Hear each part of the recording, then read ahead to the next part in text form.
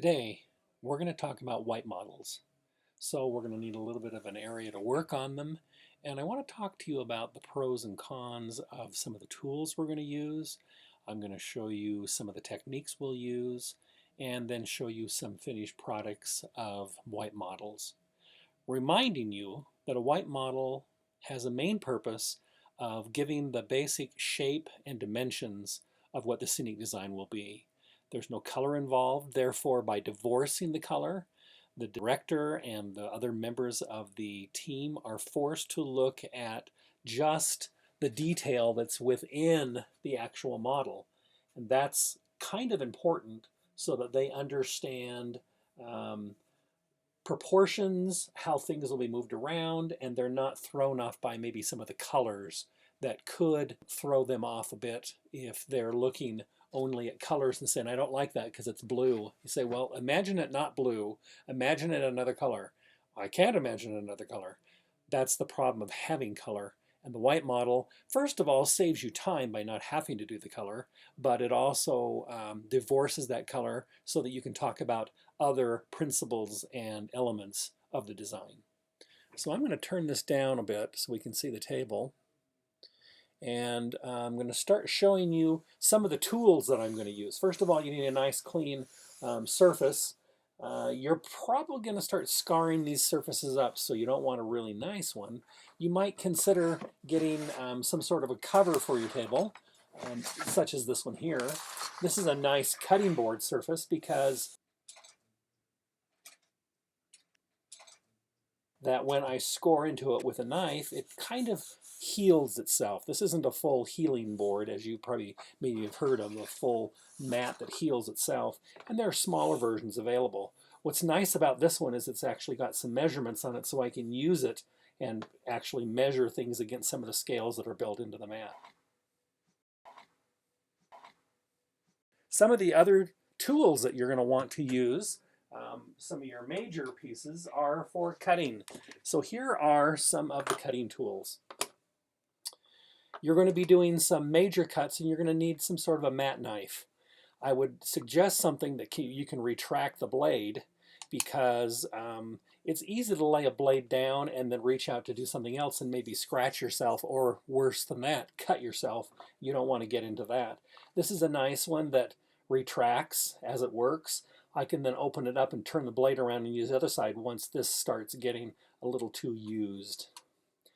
Another type is like this one that does retract also, which is nice. And once I've got it retracted, I can then tighten it down, or once I've got it out, I should say. The nice thing about this is, if you'll notice, that this one actually has scoring within, you tighten that down, within the blade, so that once this has been used, then I can actually take a pair of pliers, which is my best choice than trying to do this with my bare fingers, snap that off, and then I'll have a nice clean blade to start with again. And I can then put it away when I don't want to cut myself. And I should learn not to lay my blades down.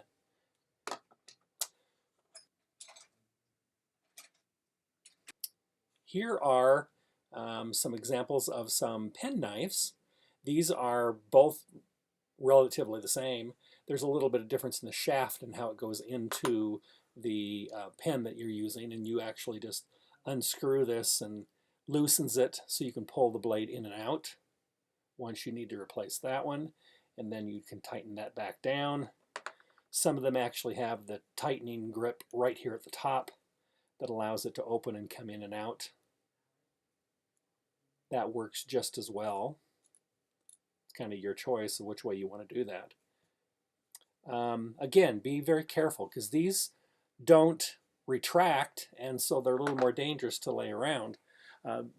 You'll notice that this one that I have actually has a cap that goes with it, which is kind of nice because then I can cap it and set it aside. Particularly in a pen knife, they're usually round and they can roll into a position where you may actually lay your arm on the blade, and those could be dangerous. So when you're working with a pen knife, again, you might want to keep it at the top of a crevice like that won't let it roll away, because I'm kind of on a table that's slanted towards me just a little bit. and that'll allow it to maybe roll down, but it'll stop before it gets to me. All right, clear off some of these cutting tools. As you start to cut and measure, you're going to need a good, obviously, ruler and something maybe that's in scale that you can work with as well. And you're also going to want to use a pencil of some sort of a lead. The problem with just your regular pencil is that it dulls and you have to keep sharpening it. If you get yourself a nice clickable pencil, then as it uses up its lead, you can obviously kick out a little bit more. And it'll always stay a standard thickness as you're drawing with it. So I find that very advantageous. This is a scale ruler, and I'm sure you've seen one of these. They have one measurement at this side, like 3/4, that starts at 0 and then works this direction on the ruler. You'll notice other numbers, smaller numbers, coming from the other direction. That's because at the other end, we have a measurement that's 3/8, so it's half as big. This starts at 0 and then goes 1, 2, 3, 4, 5, 6. So here's 6 on this measurement, and here is 6 on this measurement, twice the size. Then you'll notice that past the 0 there are inch marks for you. So within this 1 foot area, I have 1, 2, 3, 4 breakdowns. So that is a fourth. So I could do 1 foot and 1/4 at this mark, or I can go cut that down further into inches, as it were, so I can actually physically mark my measurement. We'll show you how to do that. You're not going to ever want to use a plastic or wooden ruler to cut with, because as you physically cut with your blade against the end of that ruler, you're going to start shaving off little pieces of the ruler. So you want to make sure you've got one metal ruler that you can actually use to cut with, and that's the one you'll cut against.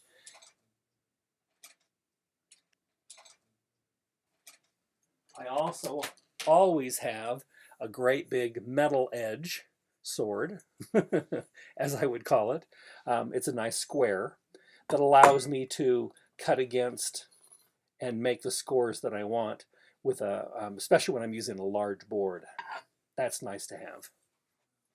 I may want to actually do some curves, so I might want to get a French curve like this one, so I will be able to draw some of the curves that I might need to true in my model as I'm working on them. But again, I'm probably not going to want to cut against this edge.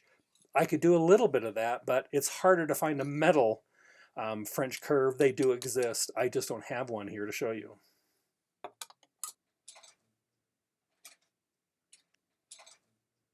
You're also going to need to consider how you're going to assemble this. Sobo is one of the best, or other kind of a craft glue that dries fairly quickly and fairly stable, because you don't want your model falling apart and you don't want it to stand and hold it a great length of time. I might make a few mistakes along the way, and so I'm going to actually use a plastic eraser, and that's actually what they put at the back of most mechanical pencils. That's the same white plastic eraser. They come across cleaner, and when they do get covered a little bit with lead, they actually clean very easily. So I always really like having a nice plastic eraser. One last thing I might mention is, as you're working, you're going to get little crumbs on the table. It's handy to have a brush to just be able to clean off your surface, because if you're erasing a lot, you'll get little pieces of eraser. If you're cutting, you're going to get little pieces of paper. When you're gluing, you'll have little pieces of glue. You're going to just start collecting stuff, and you need to keep your area clean. More than that, you need to keep your hands clean at all times. So as I'm working with glue, I'm going to reach over quickly and grab myself a Kleenex as I'm working, and use the Kleenex to actually push down on items to make sure they're clean, because the worst thing you can do is get buildup of glue on your hands and pencil on your hands, and then as you start working with your model, it rubs off and you have fingerprints and you have ugly edges that you really don't want to have. Some of the more common materials that are used in making models, let me show you a few white models. Here's one that's using Bristol Board and foam core. Here's another model. More common is to make sure you have a proscenium on your stage to really show how the full stage works. And I would almost always put an actor somewhere on there so there's a good relationship of the actor to the rest of the model as we're working. You'll see the point in a white model is showing full detail and getting an idea of what the actual model will do. And if there are working pieces, you'll want those on there as well as much as possible. The concept here is to try to make everything in the correct scale of the real set. That means I'm going to want to work with materials, therefore, that match the real wood thicknesses as I'm actually making the real set. Therefore, what I'm going to tend to do is use papers. Foam core, which you've seen used a little bit in there, is nice, but it already comes in a thickness. And if I'm actually working in scale, and I know I'm going to be using 1/4 inch on my model, if I measure that thickness there, I'm going to see that this is actually 9 inches thick. So that's awfully thick wood. It works very well as a base because I'm going to need to move this model around. It's great for making some of the hard walls of my model. That works out very well because I need something fairly stiff. In fact, you'll notice on this proscenium I put 2 pieces of foam core together just to make it strong enough, and I'll often maybe use an extra one on the bottom too just to make sure everything supports itself well, because you'll notice that foam core eventually starts to crease and can break off, and therefore it might be good to reinforce that as well. The nice thing about a full white model is it'll show a bird's eye view so that people can look down on it and get an idea of what the full set's going to look like. You should have all your drops, all your masking. Everything that's going to be used on that scenic design should be included in your model as much as possible, with as much detail as you can get. Here's an example of a model that's made almost entirely out of foam core. Again, 2 layers of foam core for the base just to make it strong enough. But that works here because this is actually a half-scale model. So if I were to actually use my half-scale ruler now, I'll find out that 2 layers of this is 9 inches. So 1 layer of it is 4.5, which is probably closer to the thickness of some woods. 1x4 or 2x4. It fits within this world a bit better. So what I've actually done for this white model is this is a full design that was done on a computer, printed on paper, and then spray glued to foam core and cut out. I brought one more piece just to show you. This is actually a piece that was purchased by someone, given to me afterwards. This is actually made out of white mat board, so it's a lot stronger. But when you're cutting mat board, it takes a lot more skill to cut that and get a nice clean edge, and it takes a lot longer to get that nice clean edge. I don't typically use mat board in a white model. I will use it for doing finished models, and we'll show you those in our next module. Let me introduce you to one more set of materials. Sometimes when you're working on a model, and if you're just cutting it out of Bristol Board, which is this material, it's not strong enough, and you're going to see that that won't support your model very well. You might need something a little stronger. Up here you may notice that there's a piece of wood back behind this piece of the model, just to keep it nice and straight. Or sometimes I even will make legs on chairs or turnings or hand railings. I'll actually use something different. I'm going to talk to you about 2 different kinds of woods. Most of you have probably heard of balsa wood, but a lot of you won't know what basswood is. Balsa wood is lightweight, makes it very usable for what we're doing, but balsa wood was particularly made to be used in doing airplanes. Therefore, it's a rather brittle board, and if you go with the grain, it tends to snap. You have to be very careful with it. And if you're trying to cut something fairly fragile, yes, it cuts, but it also splinters and falls apart. I would recommend instead that you use basswood, B-A-S-S. It will come in sheets also, much like balsa will, but it's a little more flexible because it's a stronger wood. You will recognize basswood because you've all seen dowels. And dowels are made out of basswood, and you know that that's fairly strong because we're using dowels in situations where we need the strength. They come in lots of different thicknesses, so here's another dowel that's made smaller, but it's fairly strong still because it's made out of basswood. You'll be able to find bass in multiple cuts. So here is one that is actually cut in a square, so it's a little bit mimicking an actual piece of wood in miniature. You can get them in all sorts of scales and sizes. You'll need to use your scale ruler to measure it to make sure you know in scale what size it really is. And I'll often have lots of little dowels to be used for multiple projects. These make great legs for tables and chairs and turnings, and we'll do those a little later on when we're working on an actual hard colored model. You'll also find that some of your basswood will come like this clapboard that's already pre-cut and has pieces cut into it so it looks like siding on a house. That can be quite nice if that's the effect you want, and it'll do it for you without you having to cut all those grooves. All right. Now we're ready to start talking about actually physically cutting stuff. Hopefully we're talking about cutting other stuff besides you. Let me just give you a few pointers. As you're cutting something, if I cut across horizontally, something happens. If you'll watch my hand, as I swing my arm, there's a natural curve to it because that's my arm is made. It's hard to follow a straight line horizontally, but it's a lot easier to do it if I pull towards myself. Now, your parents always told you not to cut towards yourself. You have to not obey your parents to be a really good scenic designer because you do want to cut towards yourself. I'm going to get my metal ruler. Let's say that I wanted to cut this, and I know that I want to cut a 3-foot segment, and I'm working in 1/2-inch scale. And so I'm going to use my ruler. Turn it this way so you can maybe see it better. And I'm going to mark 1, 2, there's 3 feet right there. And I'll come down here at this end and mark 3 feet again. Now, one thing you might consider is the way a carpenter actually marks wood is instead of using a straight line, they'll use an arrow. And then we know the center of that arrow is exactly right. So you might want to start getting used to actually making arrows on your board.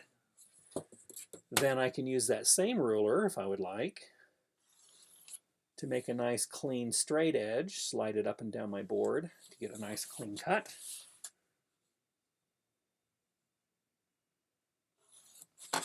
Now I've got a pencil line to follow, and it's nice to have a full line to follow. If I'm cutting that much, I'm not going to use a little tiny blade like this. I'm going to use, instead, my large mat knife, open it out, and I'm going to cut this towards myself.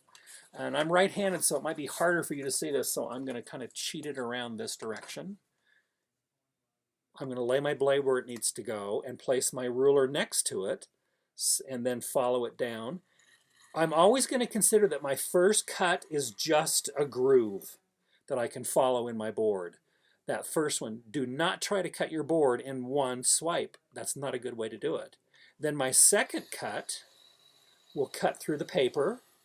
I shouldn't be pushing very hard. I should let the weight of the mat knife and a little bit of pressure. Now I'm actually cutting through all the foam. And now I'm going to cut the paper in the bottom.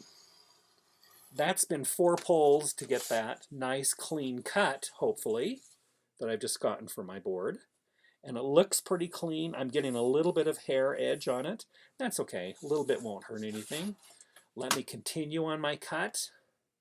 And it's kind of your preference whether you'd rather do all of your first cuts and then all of your second cuts. I would be smartest to use a longer ruler so I can do it in one pull rather than multiple cuts. Now, you'll notice that I just got off my original cut. That's not a good thing. I need to keep my ruler there, keep it square, keep it held, and keep a little bit of pressure towards my ruler.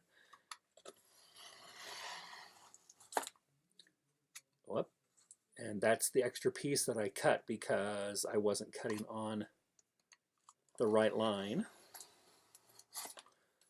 And I keep cutting until my board falls away by itself naturally. That's a pretty good cut. You'll notice over here though, look what happened because I got off my line. You'll see how it's pulled some of the foam out of the board. If I start getting lots of this, it probably means that my blade is getting dull and I need to change it. Okay, we're going to now use Bristol board and do some of the same techniques of cutting.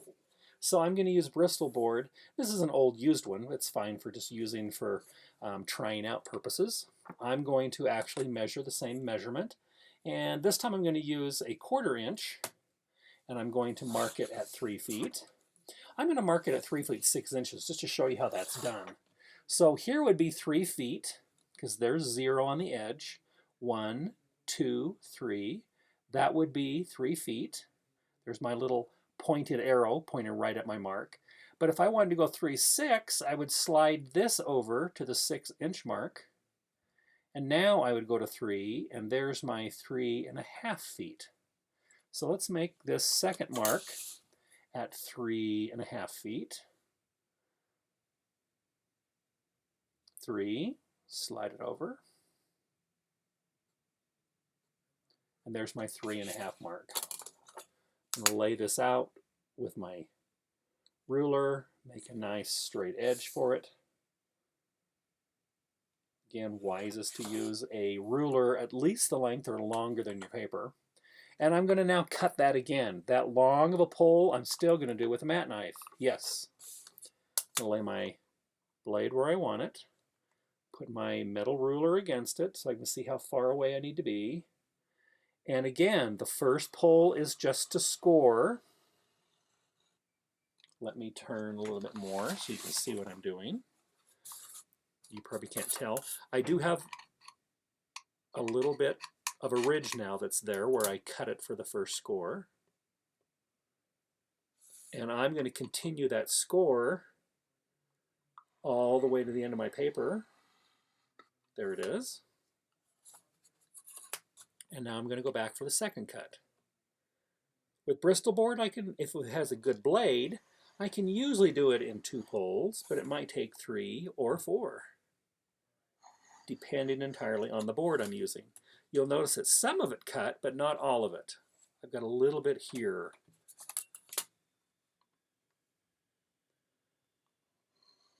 It's most common that the beginning of it doesn't cut as much because I'm starting out, and as I have more leverage and I'm more over my arm, I can push just a little harder. Just naturally it happens. Okay, there's our nice little edge. Cut pretty cleanly because I used a nice sharp knife. And I pulled it in multiple poles. So now let's say that we're working on a piece that has a little more intricate cut to it. So I'm going to lay this out, and I haven't measured it. I'm just doing this for an example for you. But let's say that I have actually got a chair that I'm working on. And so as I'm cutting it out, I'm going to have the seat area. Then I'm going to have the side of the seat, and then a little bit of the framing underneath it. And that would wind up going all around the chair. Of course, I would be measuring all this, wouldn't I? Yes, I would. And then I'll actually have the legs that come down. And so if this is the back of my chair and this is the front, if I cut this all out, I don't have any back legs. I'm usually smarter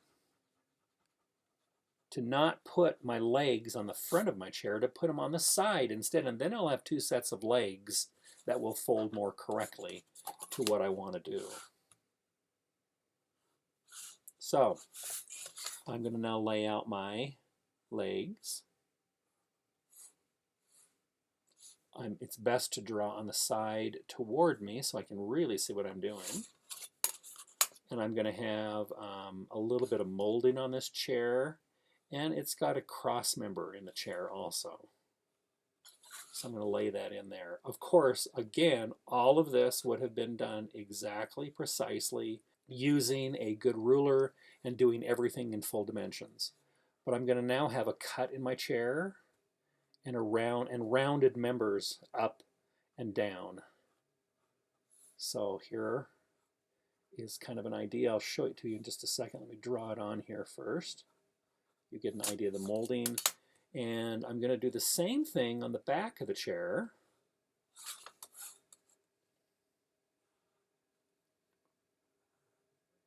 I'd use my French curve or whatever else I've got to finish this. But let's just say that this chair has some molding to it. So I'm just going to throw that in there and just give you an idea of how we would work on doing this. So here's a chair layout. This would be the seat itself. Here's the back of the chair that would then fold upwards and act as the back. And these two legs would then fold down to become the legs underneath the chair. And then I have the thickness of the seat here and in the front. Now, as I'm looking at an entire piece, I know that when I fold this down and this down, these two will be touching each other. I'm going to leave a tab on both of these that will then glue behind this piece when it all assembles.